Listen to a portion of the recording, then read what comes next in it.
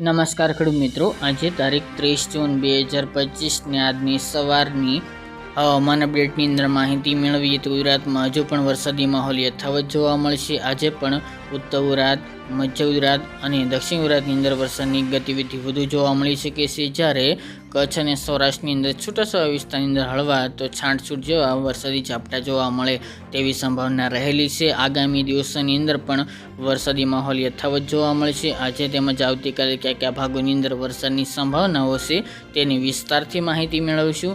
ચેનલમાં નવા હોય તો ચેનલને સબસ્ક્રાઈબ કરી નાખજો અને વિડીયોને લાઈક આપીને તમામ ખેડૂત ભાઈને શેર કરી દેજો. હાલ મિત્રો વાત કરીએ તો જે સાયક્લોનિક સર્ક્યુલેશન હતું ગુજરાત ઉપર, તે ફરી ટર્ન મારીને અરબી સમુદ્રમાં થઈને ફરી ગુજરાતમાંથી થઈને આગળ વધી રહ્યું છે, પરંતુ તેના આઉટર ક્લાઉડ ગુજરાત ઉપર સક્રિય છે અને તેને ખાસ કરીને ટ્રફ સર્જાવાનો છે ગુજરાત સુધી, અને બંગાળની ખાડીમાં એક સિસ્ટમ છે, ઉત્તર ભારત તરફ એક સિસ્ટમ છે. આમ જોવા જઈએ તો 3 સિસ્ટમનો ઘેરાવ ગુજરાત સુધી છે, જેના કારણે ગુજરાતમાં વરસાદની ગતિવિધિ જોવા મળી રહી છે, પરંતુ છેલ્લા 2 દિવસથી વરસાદની માત્રામાં ઘટાડો જોવા મળી રહ્યો છે.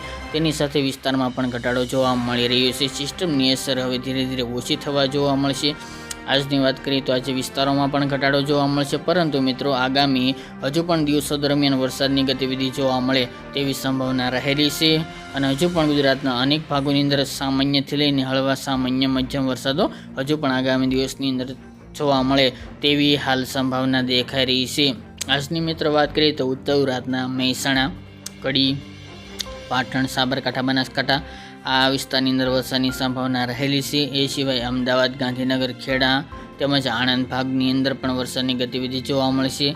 દક્ષિણની અંદર સુરત છે, વલસાડ, ભરૂચ, ડાંગ, તાપી તેમજ વલસાડ જિલ્લાની અંદર પણ વરસાદની ગતિવિધિ છૂટાછવાયા વિસ્તારની અંદર જોવા મળશે.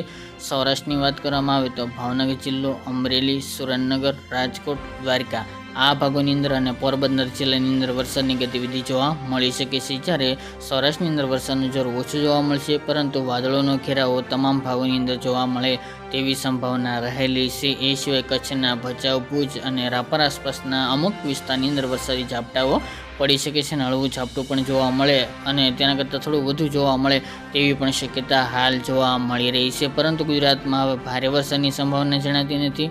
તેમજ મિત્રો આગામી દિવસની અંદર હજુ પણ વરસાદના વિસ્તારોમાં ઘટાડો જોવા મળશે, અને ખાસ કરીને દરિયાઈ પટ્ટીની અંદર વરસાદની ગતિવિધિ વધુ જોવા મળી શકે છે. પવનની મિત્રો વાત કરીએ તો ગઈકાલના રોજથી સિસ્ટમની અસર ગુજરાતમાં ખાસ કરીને જોવા મળી રહી છે, અને સૌરાષ્ટ્રના દરિયાકાંઠાની ભાગોની અંદર પવનની ઝડપમાં પણ નોંધપાત્ર વધારો પણ જોવા મળ્યો હતો. 40 આસપાસ, 45 આસપાસ પવનની ઝડપ નોંધાઈ હતી, પરંતુ આજથી પવનની ઝડપમાં ઘટાડો નોંધાય તેવી સંભાવના દેખાઈ રહી છે. પવનની ઝડપ થોડી જોવા મળી શકે છે, ખાસ કરીને દરિયાકાંઠાના ભાગોની અંદર. હવે કોઈ પણ ફેરફાર હશે તો અપડેટ આપતા રહીશું.